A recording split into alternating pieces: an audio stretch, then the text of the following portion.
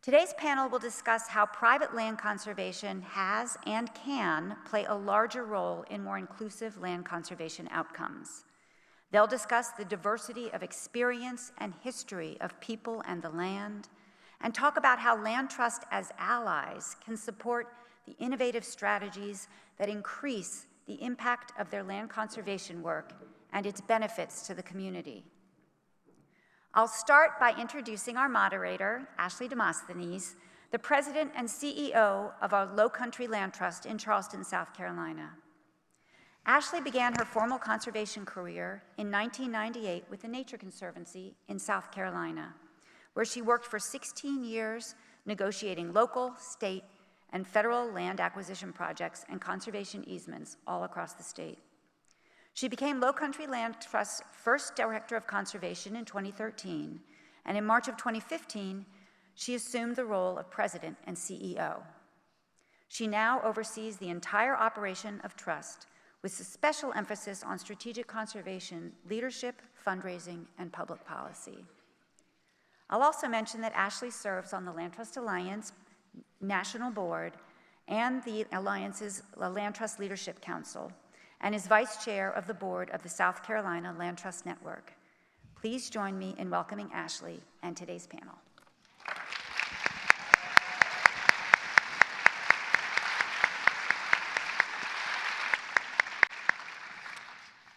Thank you so much, Elizabeth, for that kind introduction. Welcome, everybody. Good morning. How's everybody feeling? Good. You ready to have a rich conversation with these amazing women? All right.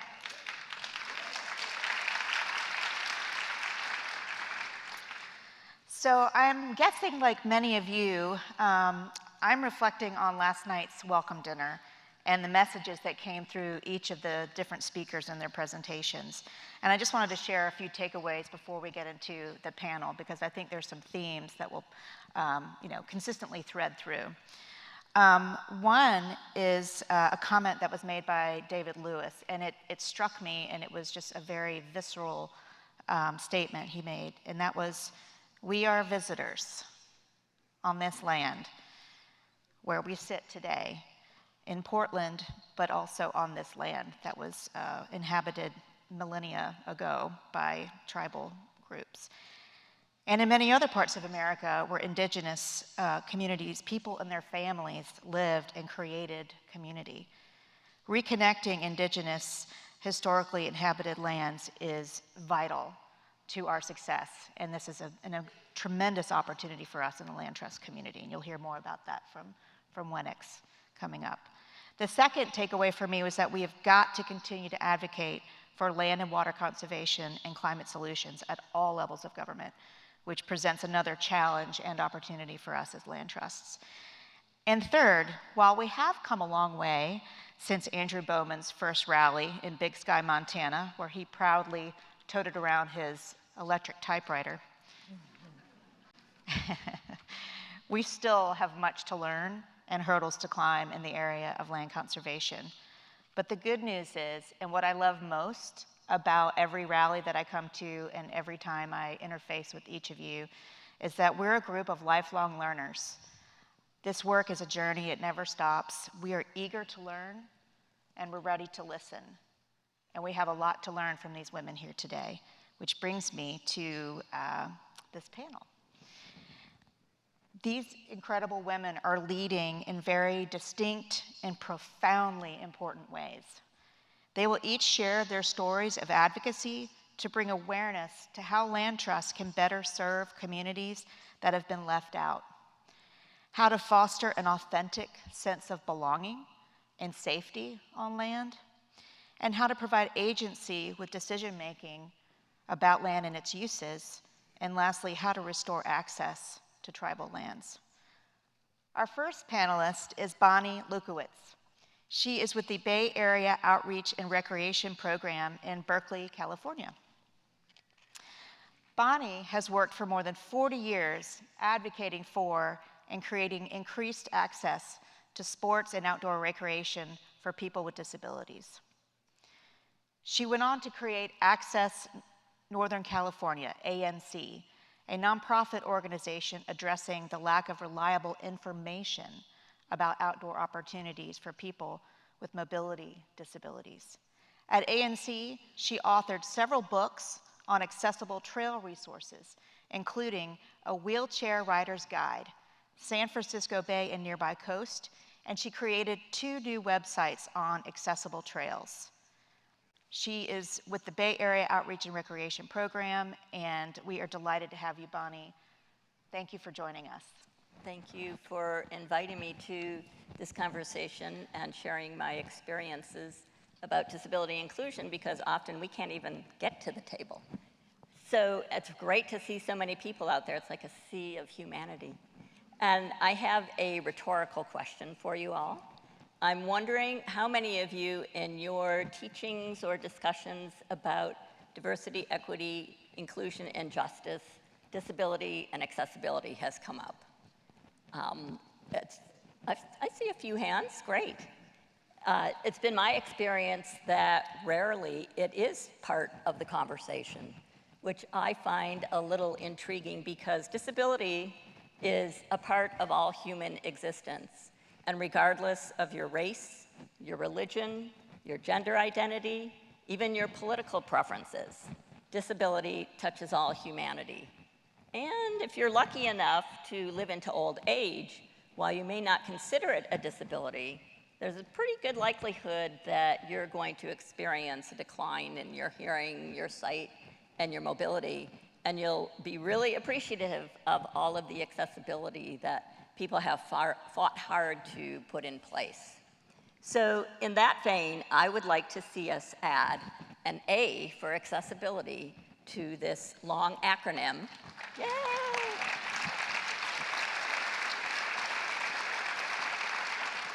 And I want to hear us all say DEJA. So it's a lot easier to say than DEIJA. So thank you. And while we're speaking about accessibility, well, and I also just wanted to add that you can't have diversity, equity, inclusion, and justice if you don't have accessibility. And speaking about accessibility, we need to broaden our concept of what that means. It's more than just ramps into buildings or wider doorways. Disability covers a huge umbrella of experiences, not just physical disabilities, but mental disability, psychiatric, neurodiversity, blindness, deafness, you name it. It's pretty big. Disability doesn't discriminate. Anyone can join the club at any time, but we don't recommend it. And it also goes beyond accessibility. It is about inclusion. And to demonstrate what I mean by that, I want to share a story or an experience I had at the Land Trust Alliance Common Ground retreat that I was fortunate enough to attend in Montana in 2019. And it was fabulous. We were at this amazing ranch. It was quite new, so the accessibility was quite good for myself. And we had a planned activity after lunch. So everyone left the building. We had to go to a different building, walked uphill across the lawn to the building. Did I mention that we had a freak snowstorm and there was 5 inches of snow on the ground and nothing was plowed?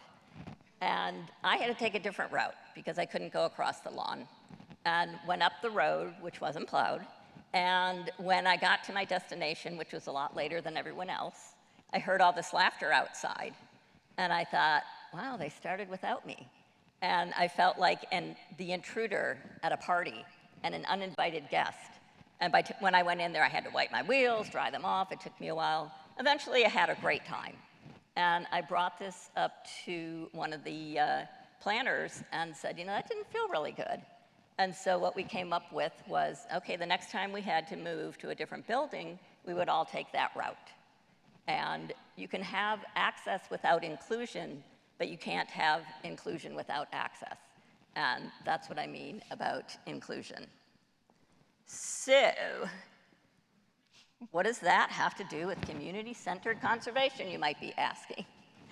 Well, I just needed to lay the groundwork, because historically, people with disabilities have been excluded from participating in programs and facilities. And what is the best thing we can do, or the easiest thing what we can do to ensure that we are more inclusive is what I call eliminating the information barrier. We need to know before we go, because we're used to things, even 30 plus years after the Americans with Disabilities Act, not everything is accessible, far from it. And so we need to know information before we go. And you can do some simple things to help that along. So I think we would all agree that websites are the front doors to our organizations. And if you don't have any information about what I can participate in, or if someone needs a sign language interpreter for an event you're having, how do they go about letting you know that they need that accommodation? Or to someone that is blind and uses a screen reader, are they able to even use your website? That's what I mean about access goes beyond ramps and wide doorways. And I think the easiest and least expensive, so I'm sure that appeals to most of you, is what I call eliminating the information barrier. And one of the things that you can do is if you have trails on your website, I mean, if you take a look at the slide up here, which sign do you think gives you more information about whether it's going to be an appropriate trail for you? I think that's kind of a no-brainer. But you can include information on your website about what's the trail surface, what's the width, what are their barriers, are there benches along the route? So some of these things are pretty simple. So I know I'm running out of time. So the point is you want people to feel connected. And they can't feel connected if they don't get to experience it, right? So I want to close with saying that we need to move beyond accessibility as a one and done. And it's an ongoing journey. It will never be perfect because humans aren't perfect.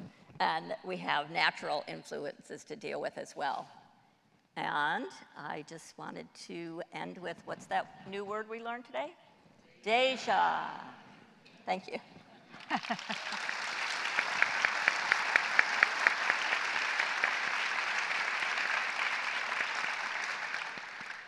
Bonnie, thank you so much. We're going to go through each of the panelists, and then I'll come back with some questions. Our next panelist is Zoraida Lopez Diago. She is the Vice President of Development, Communication, and Strategic Partnerships at Glenwood Center for Regional Food and Farming in New York's Hudson Valley. In this role, she is part of the organization's core leadership and is responsible for development, communications, and strategic functions at Glenwood to support its mission and programs. Zoraida is deeply committed to environmental justice and working at the intersection of land, food, and equity. She holds nearly 2 decades of experience collaborating with community members, municipalities, philanthropic leaders, and regional nonprofits to deepen relationships between people, agriculture, and nature. Most recently, Zoraida served as director of the River Cities program at Scenic Hudson, where she provided strategic management and directed projects and programs in the Hudson River Valley cities of Kingston, Newburgh, and Poughkeepsie. Prior to this position, Zoraida managed communications and grant initiatives at Westchester Land Trust. During this time, she also co-founded Conservationists of Color, a national platform and affinity group for people of color working in the land conservation movement.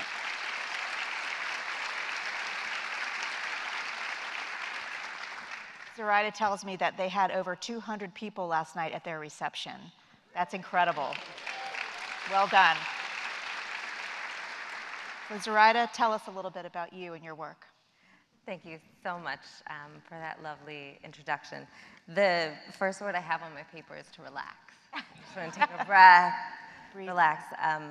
Last night was absolutely amazing. Thank you to everyone in this room. Thank you to Andrew, the Land Trust Alliance, for just really creating an amazing rally experience. I thought about a couple of things this morning. I thought about something that the Undersecretary said, equity informing all of our work and the need for deep collaboration.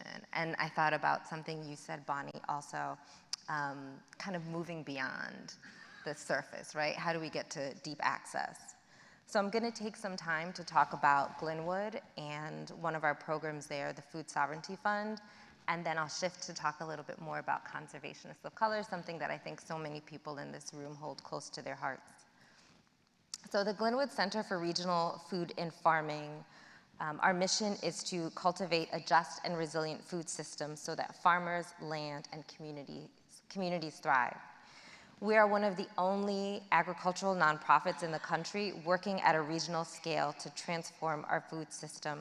And we serve change makers and professionals, promote health, prosperity, and cultural vibrancy, while also addressing racism, access, and inequity. We advance local food production in the Hudson Valley, promote regenerative agriculture in service of our natural environment, and educate a national audience about efforts to regionalize food and agriculture. Our programs are built around 4 core strategies. The first is training and supporting future farmers. We advance local and nutrient-dense food for every table in our community. We educate stakeholders to advance regional food, and we build regional producer coalitions. And I want to talk about one program in particular. It's our Food Sovereignty Fund and the Accountability Council as part of our work. The Food Sovereignty Fund, it exists to empower farmers to partner with frontline hunger relief organizations in order to provide nutrient-dense, delicious, and something that I think is really important, culturally relevant and culturally appropriate food grown by local farmers to make it available to people who may not otherwise have access. One thing that makes this program so special is that we pay farmers in advance for producing this food. And another thing that makes the program special is that every farmer in the program is either Black, Indigenous, queer, a person of color from the LGBTQ plus community, or they're a woman. And so by having this program, we're really centering folks that are often left to the margins when it comes to farming and the farming landscape, and we're putting them at the center. And then we're also putting frontline organizations also that often have a population base from these communities at the center of this work too. Equally important is that all decisions made by this program, they're not made by Glenwood, but they're made by an accountability council, and that accountability council is comprised of farmers from this group. We pay farmers monthly for meetings. We pay farmers for planning times for the meetings, and we give the farmers in the accountability council decision-making power. So they decide what farms are in the program. They also decide the monetary allotments each farm that they get to produce the food. And in 2022, we had 22 farms in our program, and we were able to distribute over $300,000 worth of food to communities and frontline organizations throughout the Hudson Valley and New York City.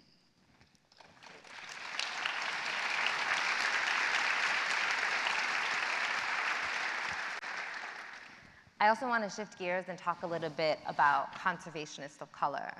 And I tell this story often about when I first joined conservation. I was super excited. My mom actually headed up ADA efforts in the state of Connecticut for environmental protection.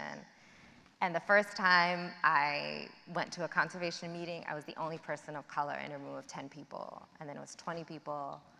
And then at one point, I was the only person at a conference of almost 100 people. And then I was at an event, and someone thought I was a waitstaff.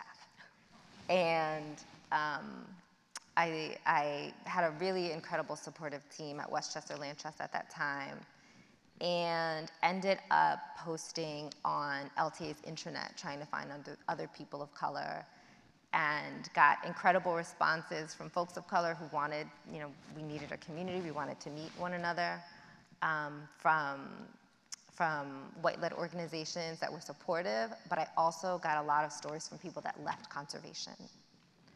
And so from there, a core group came together and we led a workshop at the 2019 rally in Raleigh and had a happy hour And then that core group came together and we formed Conservationists of Color. Right now, we're a national affinity group really established to change the face of leadership in the conservation movement so it reflects the diversity and the richness of the communities that we serve. Our goal is to increase the number of culturally responsible people who succeed in the conservation field. And when I say conservation field, I mean beyond community conservation. We need empowered decision makers of color with seats at the table and also at the front of the table. And we work to fulfill this mission by leading national and regional workshops. We have community gatherings. We have some amazing folks here from Northern California. They're doing great work, also from the Carolinas, really coming together to support one another and provide a critical space for folks working in the conservation movement to build community and connections. We strive to support our well-being personally and professionally in a space where our voice is often regulated to the margins. Last night's happy hour, I think, was kind of really a testament to the power and the importance of having a group such as Conservationists of Color. We know our voices are critical to advancing the conservation movement and to ensure that the communities and the places that we love are protected and thrive. We know that together we can build a more just and resilient future for people, for land, for food, for farmers, for all, and for our communities to thrive. Thanks so much for your time. Thank you.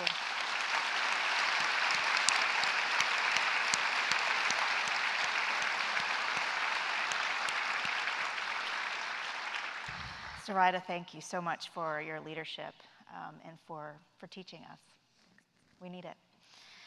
Our final panelist is Wenix Red Elk. Wenix is the Public Outreach and Education Specialist for the Confederated Tribes of the Umatilla Indian Reservation's Department of Natural Resources. Wenix coordinates and implements first food-related educational presentations, activities, and events for DNR's water resources, fisheries, wildlife, ag, range, and forestry, first foods policy, and the cultural resources protection programs. She's busy. Wenix has over 27 years of experience in natural resources. As a young adult, Wenix worked for the Earth Conservation Corps, Salmon Corps branch, restoring and revitalizing plant and salmon habitats, watersheds, and native vegetation to its natural habitat to stabilize fish populations and reintroduction of wild salmon stock back into watershed areas. Wenix has learned about her culture and tribal traditions from the time of birth. She has successfully taught over 1,000 cultural classes consisting of beading, tule mat making, traditional food gathering and preparation, quill working, sewing, and other forms of traditional arts.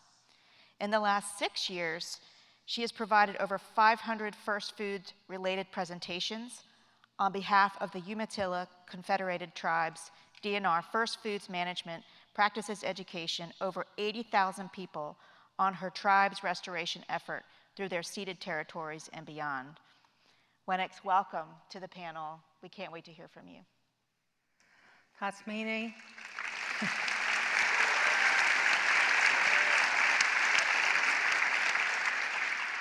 Tatsmewi inam latiwa ka himyuma inam wanikisa Wenix. Wenix means echoing through a past as it rises from the ground. I'm with the Umatilla Confederated Tribes, and one of the things that we are working on is to bring our ecosystems back and have a sustainable food sources that we can gather and practice our tribal treaty rights on.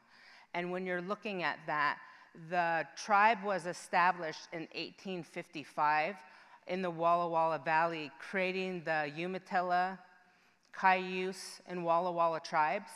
During that, we gave away and ceded 6.4 million acres in northeastern Oregon, southeastern Washington, and in those areas, we retained the exclusive right of taking fish hunting, gathering, and harvesting within those areas and our usual custom areas. Like Portland, this is one of our usual custom areas that we travel to gather eels at Willamette Falls. And it's really important that we're able to get back to that landscape and practice those tribal treaty rights, because that is the culture of our people. When people are removed from the landscape, we lose language. We lose culture. We lose the practices that are related to those places that we're at.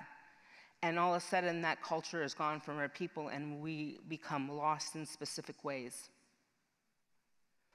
When we're looking to access those things and those memories, sometimes it's hard because we ain't able to get back to places to be able to do those type of work, because loss of land or loss of resources related to land, because a lot of the land is uncommon and it has not been, or the land has been so worked that those native resources are no longer there.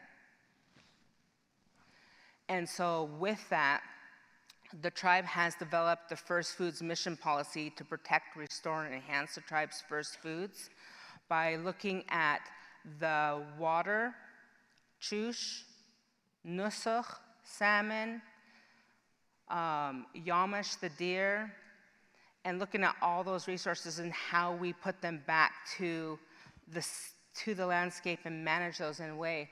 One of the works that we do besides restoring the ecosystem is looking at our first foods excursions and outreach. And when doing that, we're restoring those ecosystems back. And so now it is bringing the people back out to those areas. And in doing that, the tribe has looked at creating those project management and restoration efforts, and to bring the people back to restore cultural knowledge and to revitalize things that have been lost, and to also promote those projects and sites where we're doing restoration projects on, to bring those foods back to the landscape and repairing those ecological processes across that landscape by looking at traditional knowledge and science and putting that together and looking at the population habitat goals and management and creating policies to protect those resources on that landscape. In doing that, we have reached out to private landowners and different, like Wallowa Land Trust has been one of our key partners in working with us, and Kathleen and her staff have really been amazing to help restore that access to the tribe and looking at part of the work we've done.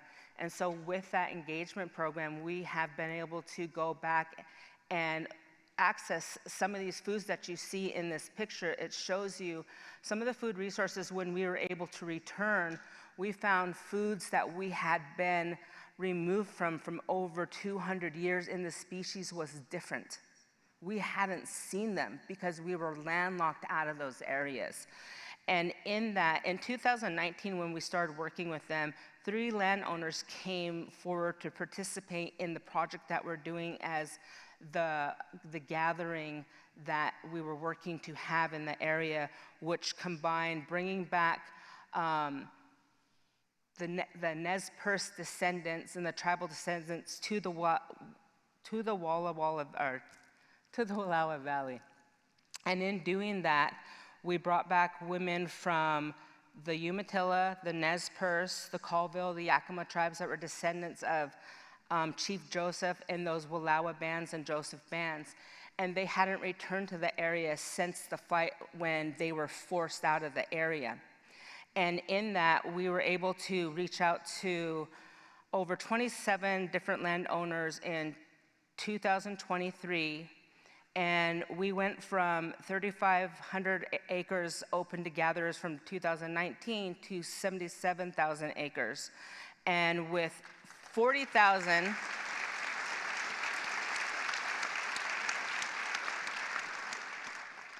with 40,000 acres of that identified by tribal gatherers to be able to go out and to gather on. 2 years ago, we had a First Foods feast, which when we go to an area, the foods are coming back, so we gather foods from that area, and then we feast on it from there, so that land recognizes the promise we made to it in the beginning in time, and in that promises, they give to us, and we give back to them. And in doing that, we're able to return that feast back to that area that had not been done in over 170, almost 200 years. And so it was very important to us because we restored oral history back to our people. When I'd go over to the area, because I'm a Wallowa descendant, I'm a Looking Glass descendant from those bands, from those landscapes, that when we returned, that my daughter got to go out with me and gather. I was able to bring tribal youth and tribal elders and people back this year from my tribe specifically to locations that I went out and looked for that were accessible, that we could step out of that car, and the roots in those areas were so plentiful that they could dig from that spot. So instead of me saying, my grandma told me from 3 generations, because she was born in 1912, my grandmother. So it wasn't a story from her mother and her grandmother. My daughter can say, oh, Wallowa, I remember when I was 5, I went out there and we dug roots on this land, we went over on this land and we gathered couch, we gathered Indian celery over here, we gathered this from over there. My uncles hunt from this area. Her knowledge is we recreated oral history from childhood. Because right now we're losing our elders that had that knowledge, so that's no longer there. So it's important to bring tribal people back to those landscapes because we have been taught to be conservative gatherers sustainably from time immemorial.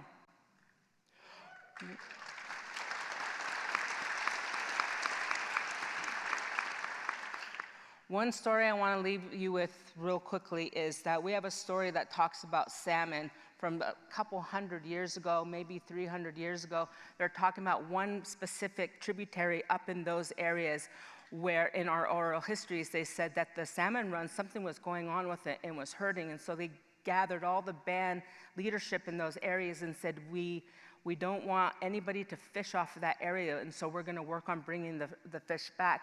So they went to a neighboring stream, and in doing that, they took the stomach of an elk and the stomachs of deer, and they went back to where those reds were in that stream that was teeming with salmon. They took moss and put the salmon eggs into there and put it into the stomach, and then they horsebacked them over to that next stream, recreated that red, and put them back in. And then they waited until that run was established. When we gather so the resource, we only take a certain part of it so next year it grows better. When we harvest roots, the way that we dig, we turn, we aerate that land, we fluff that land, and we're holding those seed tops. So when we're digging, when we're done, we take the tops and put them down. So it's not hard ground where seeds are just dropping and staying. We are planting whole entire seed tops. So one seed might contain 5 or 10 or 15, 20 camuses, massive. And so you're putting hundreds of seeds down at a time. So that's the interaction with people back to the landscape. That's incredible.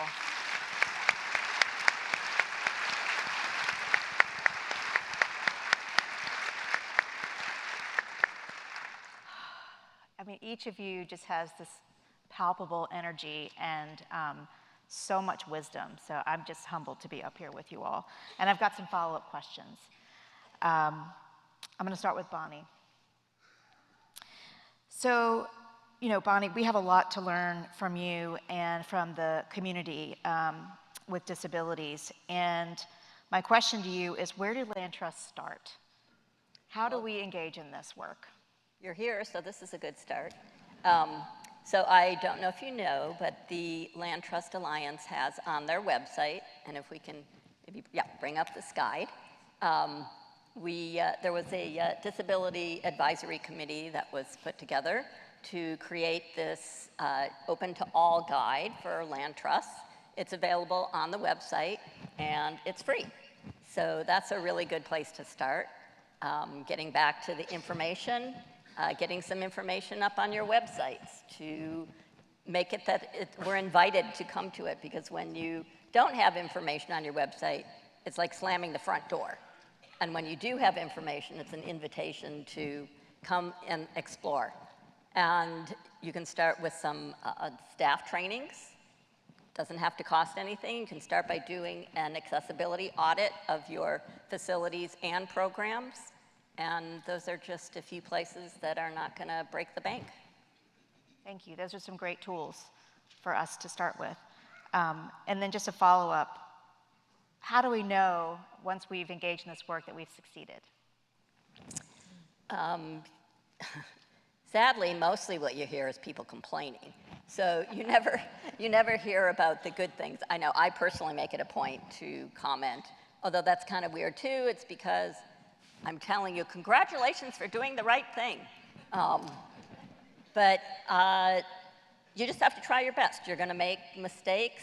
Accessibility changes as technology changes, and it's not a one-size-fits-all, so you're never going to be able to accommodate all people. And get feedback from people, learn from people, hear from people, and engage the disability community and see what they need, see what they want. So I think that's a good place. It's a journey, right? Yes, it's a journey. Sorry, I don't have a better answer. There is no toolkit for that. Thank you. Zoraida, you talked about going beyond the surface of this work, and I want you to sort of say more about that. What is it going to take for us to get to that next level? What does that look like for you as an activist in this area? Thank you for that question. One thing I think when we talk about moving beyond the surface, it's also thinking about equity and access beyond the realm of community conservation. There are incredible people who know about finance, people of color who know about finance, who could be CFOs at land trusts. There are incredible people of color who know about development and fundraising, phenomenal fundraisers that can be hired to be in positions of leadership and power in conservation.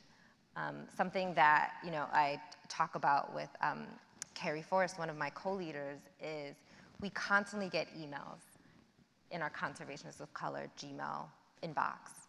And they're all, I would say, just a handful of times have we received emails about board positions or about ED positions. Mm-hmm. We get entry-level position inquiries all the time. I would say at least 3 times a week.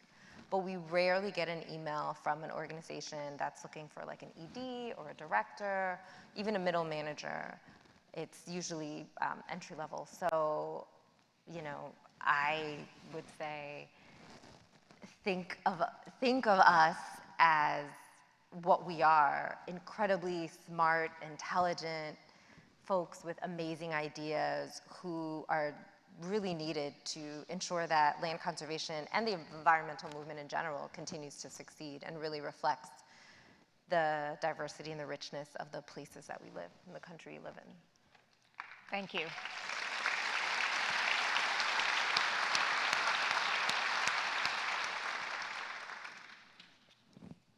Wenix, it's your turn. How can land trusts connect meaningfully with Indigenous groups in their area, and how would you suggest they make that first connection?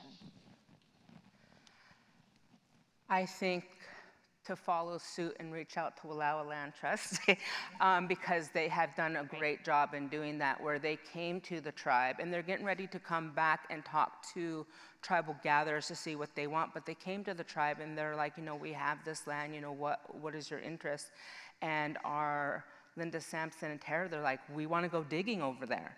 And then they reached out to the other tribes and created this great program. And in your areas, you might not know exactly who was their ancestral, their tribes might not be reservations there, but there's probably tribal communities that you could reach out or even do a public announcement that we would like to have Indigenous people come back to this landscape, because those reserves are pristine places where we might not be able to find any other areas, because it's so landlocked and it's so important to work with like a land trust and to go out. And what we've been doing is having public meetings in areas where the land trust is to even bring in ask private landowners for us to be able to access and to educate, and for them to help us be educators why it's important for us to get back to that landscape. One of the things that we are here in an area right now where we have salmon that are passing by. We have our people that are on the rivers fishing right now. I had friends last night that were in the rivers in the nighttime pulling nets. And what I want to leave you guys with today is that when we open things up, we usually start with prayer, and we usually start with a song to make it open. Tots Kalawit, Creator Pusha, I pray for everybody's safety while they're here, and that their hearts are open to all the teachings and the words that are being spoken here, and that they are able to do the work that they do. I pray that you watch over them, because the work that they do is very critical, and we're very thankful too as tribal people that we still have places like this that we can recreate connections to get back to some of the things that we have lost, to bring us back, because you can lose language, but culture, you can always re-find it. It might be dormant, but we have the ability to rediscover it. Even if it has been lost, we don't have teachers, we can still go somewhere and rediscover it, and go to those lands and bring those back. And that's important. I pray that you watch over everybody here and the tribal gatherers that are currently out there gathering, berry picking, and doing the work that we promised to the Creator in those foods in the beginning of time. When we go out to gather for the first time, when the season starts over and the salmon come back and the roots come back, we sing a certain song, or we sing songs related to that. And because I'm here on this land, and this is my usual custom areas, I'm getting ready to come back here at the end of the month to gather cedar root with the help of Portland Metro, who gives us access to some specific cedar areas. So shout out to them to let you know I'm coming. I'm going to be calling. And this song talks about the water and the foods coming by, and us going around 3 times, which is a sacred number for us, and we're going and doing these things in a specific way because the land is lit out and the foods are coming and they're here and they do not wait for us. Ona mata tukatat anakanisha. Ona mata tukatat anakanisha. Heya, heya, heya, heya. Hona chushi pasapaki kana. Hona chushi pasapaki ka wake shawetna. Heya, heya, heya, heya. Hona chushi pasapaki kana. Hona chushi pasapaki ka wake shawetna. Heya, heya, heya, heyo. Katiayo. Thank you to the land that provides everything for us, and for me to be indigenous and to be able to practice that and pass that on to my children and to my tribal people, and to work with all the different people that we have out there. Willow Land Trust, the private landowners that have been so kind to be able to bring us back to areas, and for those future collaborations that we are working towards. And I hope that you are all blessed, and thank you for coming to our area. And I hope you enjoy this area. It has beautiful things to offer. Thank you. Thank you, ladies.